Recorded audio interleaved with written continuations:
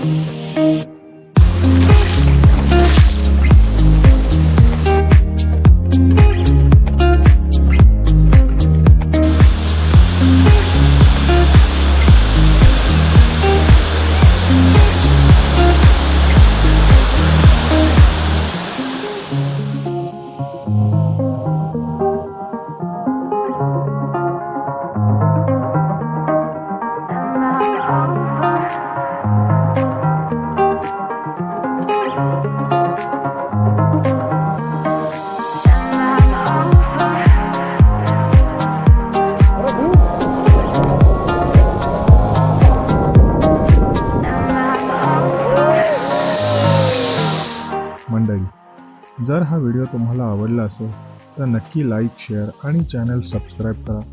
मी भरत उतेकर आपली रजा घेतो। धन्यवाद।